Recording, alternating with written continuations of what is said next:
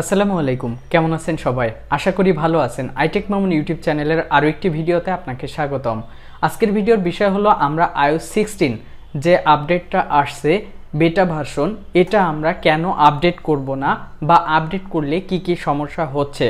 অনেকেই বিভিন্ন ফিচার্স পাওয়ার জন্য বা না জেনে না বুঝে এই iOS 16 বেটা ভার্সন আপডেট করতেছেন এবং আপডেট করার পরে তারা আবার প্রবলেমও ফেস করতেছেন। মূলত 3টা বা 4টা প্রবলেম হচ্ছে iOS 16 যদি আপনি বেটা ভার্সনটা আপডেট করতে যান। সেক্ষেত্রে যদি নর্মালি iOS 16 আসে সেক্ষেত্রে কিন্তু আমাদের খুব একটা সমস্যা না হওয়ারই কথা, কারণ অ্যাপল যে ডেভেলপার ভার্সন বা বেটা ভার্সনটা নিয়ে আসে এটা তারা পরীক্ষামূলকভাবে আগে দেখে যে এটা ঠিক আছে কিনা, তারপরে যে অরিজিনাল ভার্সন আছে iOS ভার্সন সেটা রিলিজ করে। আর এটা রিলিজ করার পরেই আমরা কিন্তু এটার সুবিধা ভোগ করি। আবার আমরা অনেকেই দেখতেছি যে বেটা ভার্সন অনেকেই চালাচ্ছে, এটা রিলিজ হয়েছে, এটার সুবিধা পাওয়া যাচ্ছে, এই জন্য তারা ইনস্টল করতেছি iOS-এর বেটা ভার্সন বা ডেভেলপার ভার্সন। তো যারা করতেছি তারা কিন্তু বিভিন্ন ধরনের প্রবলেম ফেস করতেছি। আমি আমার পরিচিত যারা অ্যাপল ইউজার আছে আমি তাদের কাছ থেকে একটা পরীক্ষামূলক বের করছি যে কতজনের সমস্যা হচ্ছে বা সমস্যার ভাগ কেমন। তো আমি বেটার যে ভার্সনটা আছে iOS 16-এর এটার সমস্যার পার্সনগুলো আমি অনেক বেশি পেয়েছি। আমি মোটামুটি 10 জনের উপরে এই পরীক্ষাটা করেছি। তার ভিতরে ম্যাক্সিমাম 5 জনের 7 জনের এরকম আছে যে তাদের সমস্যা হয়েছে। আবার অনেকেই বুঝতে পারছে না তাদের আসলে সমস্যা হয়েছে কি না। তো যাই হোক, এবারের যদি 5 জন বা 7 জন হয়ে থাকে সেক্ষেত্রে কিন্তু এই iOS-এর যে বেটা ভার্সন আছে এই বেটা ভার্সনটা অন্যদের জন্যও খারাপ হবে বা অন্যদের জন্য ভালো হবে না। কি কি সমস্যা হতে পারে সেটা বলি। প্রথমত, আপনার টাচ আইডি বা ফেস আইডি চলে যেতে পারে।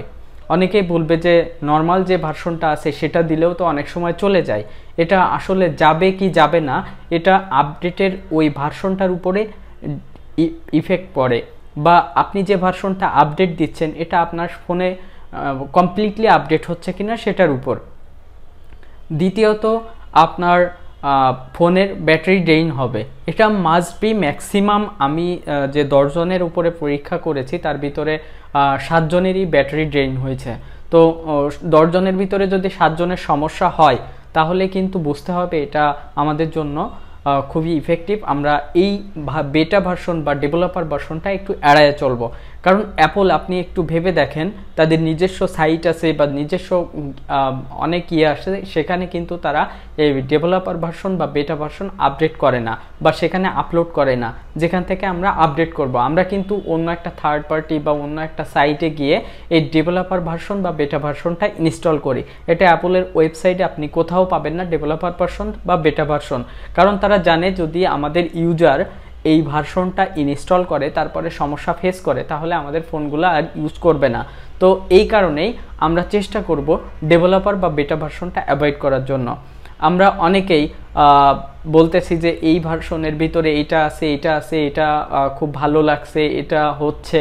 তো এই সব কথা আপনি একটু অ্যাভয়েড করেন। iOS 16 যখন আসবে তখন আপনি আপনার iOS ভার্সনের যে অরিজিনাল ভার্সন আছে সেটা ইনস্টল করবেন, আপডেট করবেন। আবার অনেকেই দিয়ে ফেলেছেন, যারা যে বেটা ভার্সন বা ডেভেলপার ভার্সন আপডেট করে ফেলেছেন তারা কি করবেন? তারা ডাউনগ্রেড করতে পারবেন, তবে এর জন্য আপনাকে ল্যাপটপ বা কম্পিউটারের দরকার হবে।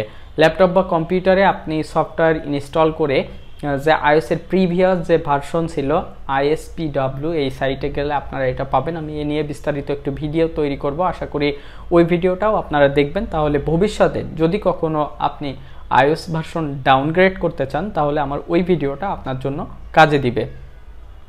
তো আপনারা এইভাবে ডাউনগ্রেড করতে পারবেন। তবে ডাউনগ্রেড করতে গেলেও একটু রিস্কি হয়ে যায়, কারণ আপনি একটা ভার্সনে আপডেট হয়েছিলেন সেখান থেকে যখন পিছনের দিকে আসবেন কিছু না কিছু বাদ পড়তে পারে।